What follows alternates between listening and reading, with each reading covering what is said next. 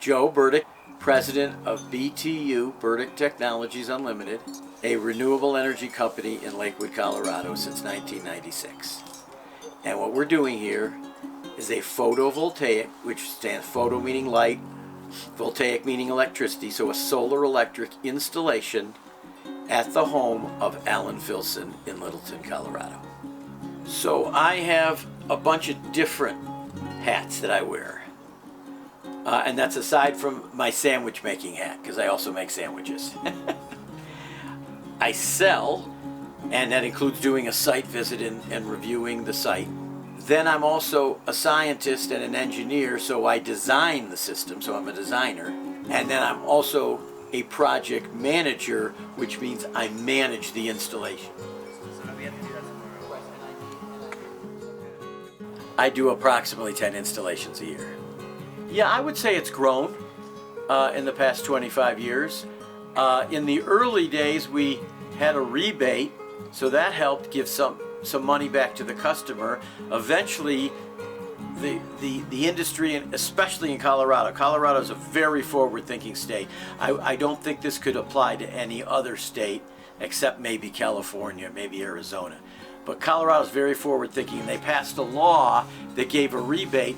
But after 5 or so years, that rebate went away because Xcel had fulfilled its obligations to the rules of the rebate. But, however, there is still a federal tax credit. So 30% of the total cost of your system is now a federal tax credit. That's very important. The two things that help pay are the federal tax credit and what's called net metering. The net metering allows your meter to turn backwards when the sun is shining and give you money off your electric bill. Those two things are extremely important to the solar industry and is why it has grown in the past 20 years. They look heavy, right? About 50 pounds, right? See, even Those are Silfab 410s, which means under peak sun, they produce 410 watts DC electricity. they're a lot lighter than I had expected they would be. I was expecting them to weigh a lot more. So even a wimpy guy like me can pick one of these up. I'm not sure I could get it on a roof. In fact, I probably couldn't, but that's why the young guys are here.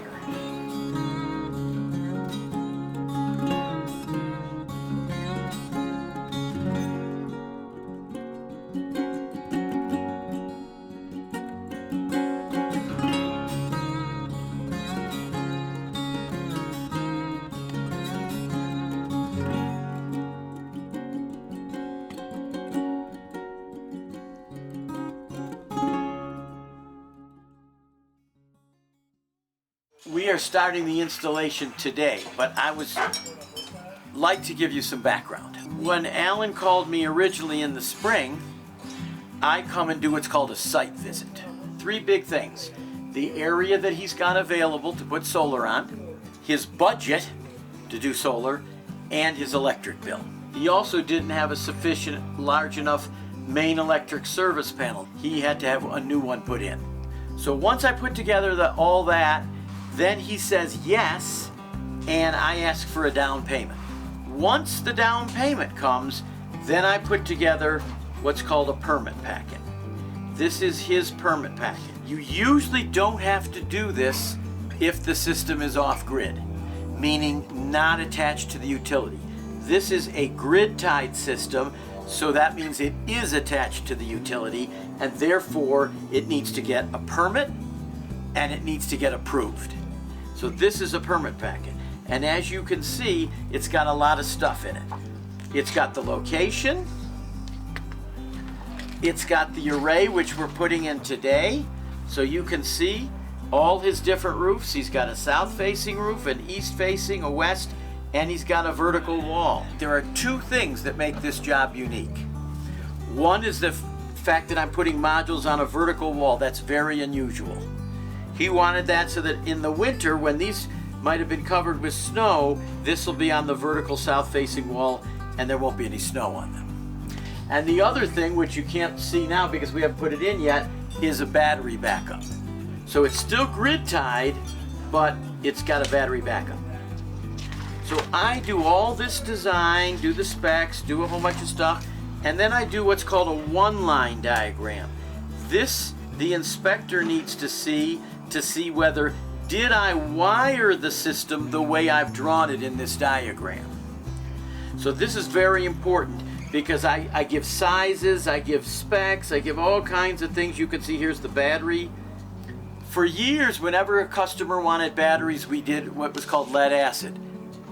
Different than, but similar to what's in your car, your lead acid battery.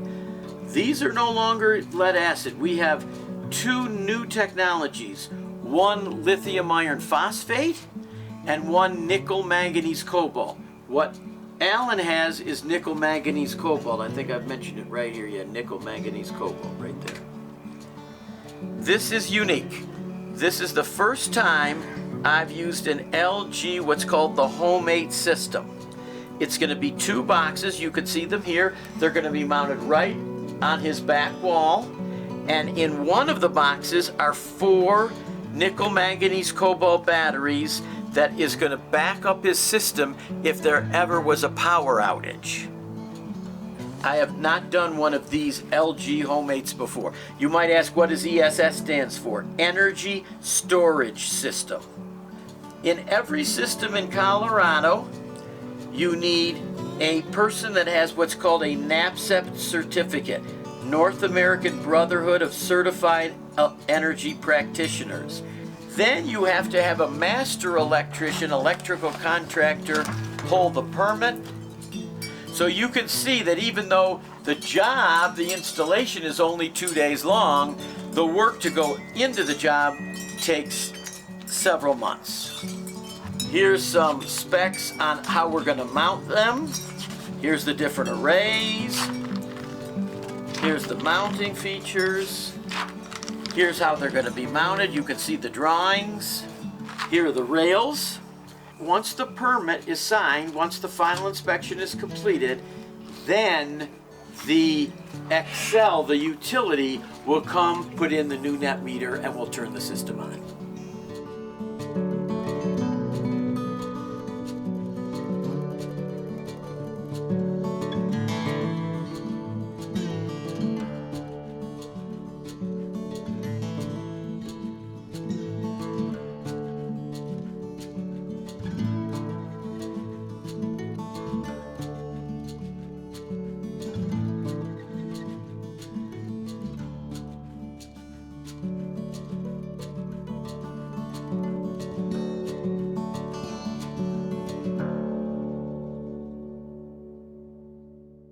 The permaculture, we're still working on it.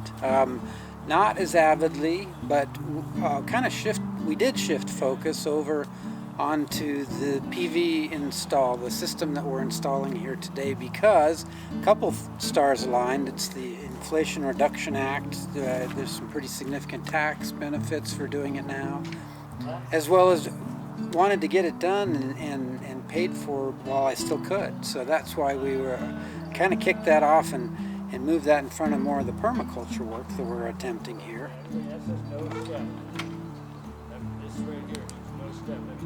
I've wanted to do this since I was a junior in high school because I had a physics class with a wonderful teacher, Dr. Kent Stannard at Green Mountain High School.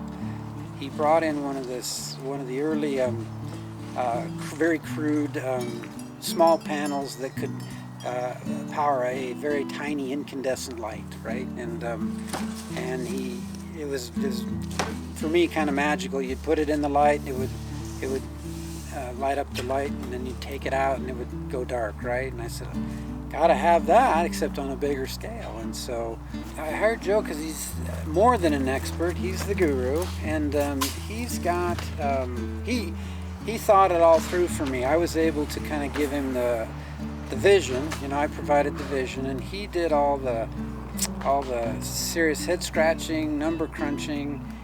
I think it's just the great feeling that I'll get when I'm powering one of those electrically intensive devices, an oven, right, or some other device that uses a lot of electricity, but I'll be able to do it using renewable energy, and that's going to be immensely just satisfying.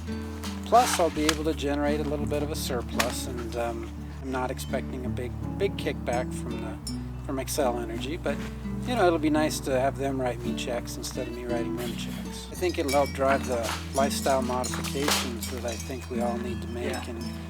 And maybe we do our baking midday when we can generate most of the energy required by an oven, an electrical oven with a 220 volt outlet, and maybe we do that during the day and not do it at night, and we just modify our lifestyle so we don't use those fossil fuels anymore, which we know are doing very negative things to our environment.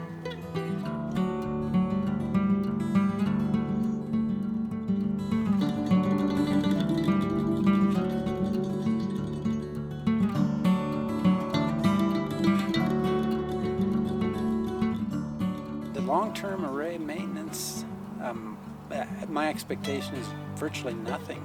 That's, I think, what another one of the really beautiful aspects of it is I don't really believe there's any maintenance involved at all. I know that over the lifetime of the panels they'll start to lose efficiency, but that's like in the 30-year time frame. After 30 years, I won't even be here anymore. These panels should still be generating at 80% plus, maybe better now with all the new technologies that are being implemented. So yeah, there's not, it's not like I have to do much care and feeding. I'm not anticipating. I would recommend as many people who can afford to do it and are inclined to do it, act on it. It's a technology that's come of age. It's not, it's not experimental anymore. It's mainstream, leveraging the latest manufacturing techniques, building really quality products. 20 years ago, I think there was a legitimate concern that what we were doing or what was being produced was not going to last a long time. It was, maybe not optimal, but I think a lot of those question marks have been eliminated in a residential install for sure. And I would say, boy, if we could get everybody with generating as much of their energy use from this type of a source, we should do it. I highly recommend it. I wanted to do some unique things with this installation. I didn't really I think you could make it a lot easier if you went for just a standardized type of residential installation. But as you'll hear Joe say, or have heard him say, I wanted to do a vertical mount type of implementation on the south-facing walls. I just have never seen that, and I thought, why not? Because it's such an opportunity to generate a lot of power from, in my case, I've got a near perfect solar south-facing south wall. Why not, mount these panels so you can capture that in the winter and generate some good power. And this installation took a little bit longer, but I think it'll be worth it, really. But for your standard residential installation, it's probably not really that much of a headache, I believe. For those people that don't either have the right exposure or have the money, there is another option to still have solar. It's called community solar. If some big company is putting in a couple hundred kilowatt array over in a park nearby or in an area nearby, you can buy into community solar. Yeah. And they'll say, buy six panels in our farm, and we'll take the solar generated electricity that those 6 panels out of our 4,000 generate, those 6, and we'll take that off your electric bill.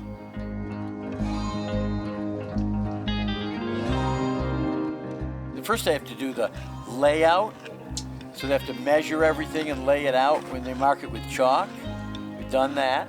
Then they have to do the mounting pieces, which they did. Then they have to do the rails, which they did. Then they have to mount the microinverters to the rails, which they did. Then they have to put the ground wire, which is that bare wire that you see.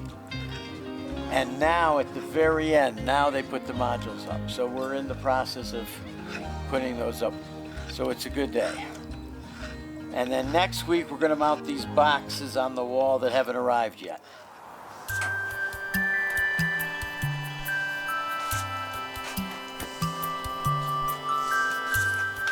Up or down? Left. You need to control Right. Let me get my hand underneath. Going too far. There we go. Yeah, I can help you. To your right. A little bit more. Okay. When you're on his line, you need to come up a quarter. All right, there you go. How I understand this to work.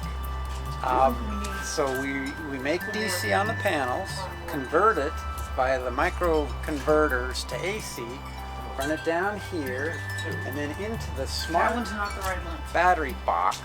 That's the upper right hand corner That one's box. the other one you understand. Convert it back to DC for storage into the battery. And that is really the intelligence, that box that we just mounted. So it's talking to the panels, managing the current coming through, storing in the batteries.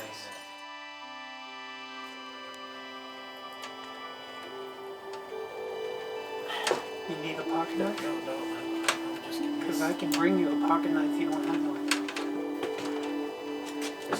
there's no whining in photovoltaics. Didn't I? There's There's no crying in baseball. There's no whining in photovoltaics. I love it. That's my favorite part of the whole movie. Of the whole movie. There's no crying in baseball. The PV panels are all mounted on the roof. 2 are mounted vertically. We showed you that last time. So that part of the job is done. Now we're working on the second phase of the job. The electrical wiring has to be pulled in from the panels and from the batteries and connected to the grid so that when the sun is shining, we can feed the solar generated electricity back to the grid. The other thing we're working on is hooking up what's called the ESS. This energy storage system has 4 batteries, and they will be mounted when we're all finished, and they will store 14 kilowatt hours of energy. So the batteries are simply a backup system for if the power from the grid goes down, or if it's at night, or if it happens to be a cloudy day and the sun isn't shining much for whatever reason. So we're mounting 2 boxes from a company called LG. One box is the Smart Energy box. The other is the homemade storage system. So that's what we're doing today. And then the system won't be turned on until the local utility, Xcel Energy, gives us permission to turn it on.